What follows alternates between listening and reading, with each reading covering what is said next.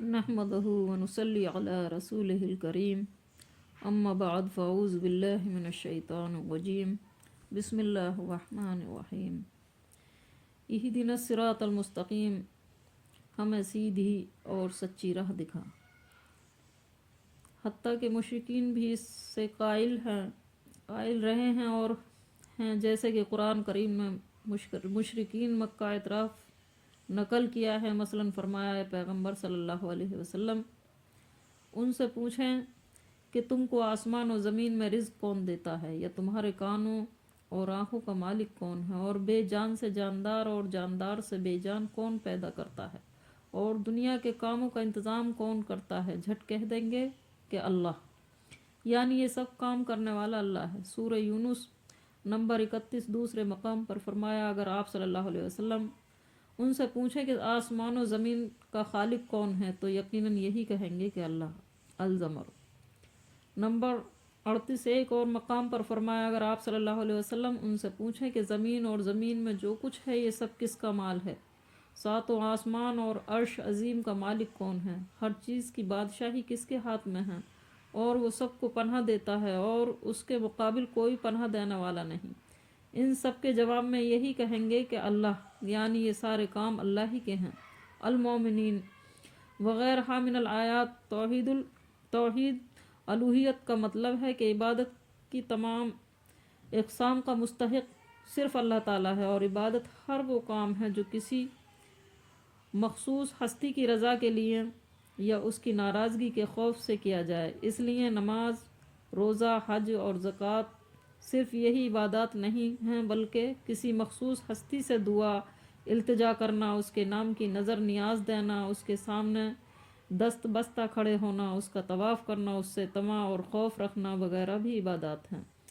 توحید الوہیت یہ ہے کہ یہ تمام کام صرف اللہ تعالیٰ ہی کے لیے کیے جائے۔ قبر پرستی کے مرض میں مبتلا عوام و خواص اس توحید الوہیت میں شرک کا ارتکاب کرتے ہیں، اور مذکورہ عبادات کی بہت سی قسمیں وہ قبروں میں مدفون افراد اور فوت شدہ بزرگوں کے لیے بھی کرتے ہیں، جو سراسر شرک ہے۔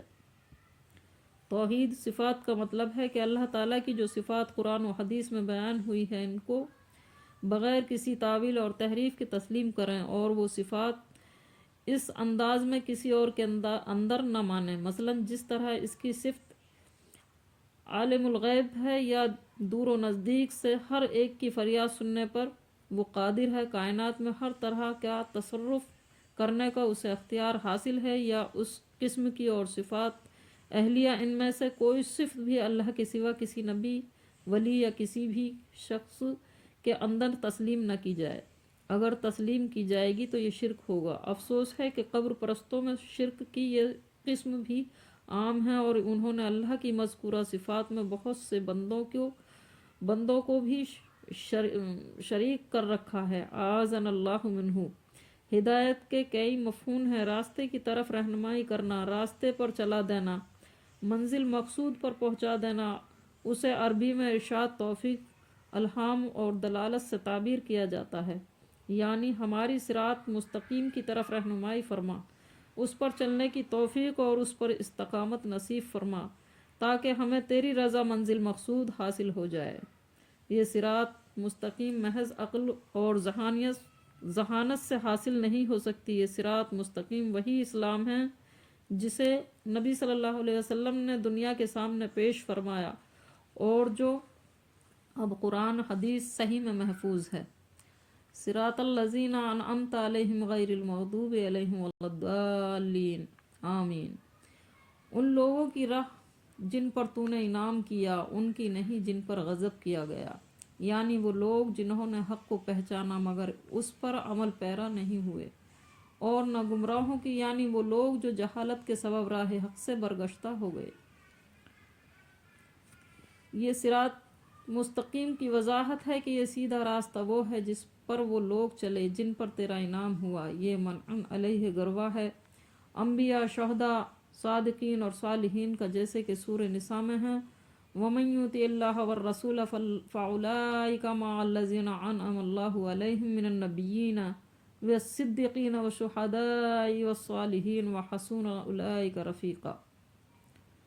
اور جو اللہ اور اس کے رسول صلی اللہ علیہ وسلم کی اطاعت کرتے ہیں وہ قیامت کے روز ان لوگوں کے ساتھ ہوں گے جن پر اللہ نے انعام کیا، یعنی انبیاء، صادقین، شہداء اور صالحین، اور ان لوگوں کی رفاقت بہت ہی خوب ہے۔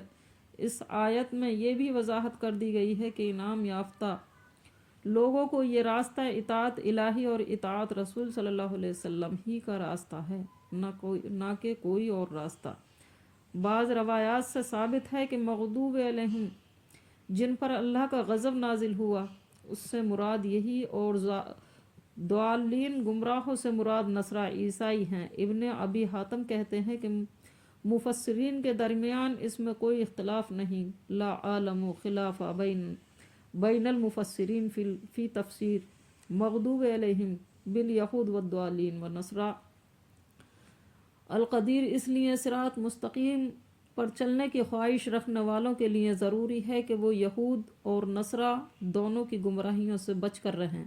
یہود کی بڑی گمراہی یہ تھی کہ وہ جانتے بوجھتے صحیح راستے پر نہیں چلتے تھے، آیات الہی میں تحریف اور ہلا کرنے سے غریض نہیں کرتے تھے۔ حضرت عزیر علیہ السلام کو ابن اللہ کہتے اور اپنے احبار و رہبان کو حرام و حلال کرنے کا مجاز سمجھتے تھے۔ نصارہ کی بڑی غلطی یہ تھی کہ انہوں نے حضرت عیسیٰ علیہ السلام کی شان میں غلو کیا اور انہیں ابن اللہ اور ثالث ثلاثۃ اللہ، اللہ کا بیٹا اور تین خدا میں سے ایک قرار دیا۔ افسوس ہے کہ امت محمدیہ میں بھی یہ گمراہیاں عام ہیں اور اسی وجہ سے وہ دنیا میں ذلیل و رسوا ہیں۔ اللہ تعالیٰ اسے ایسے ضلالت کے گڑھے سے نکالے تاکہ ادبار و نکبت کے بڑھتے ہوئے سائے سے محفوظ رہ سکیں۔ سورہ فاتحہ کی تفسیر پوری ہو گئی اور ترجمہ۔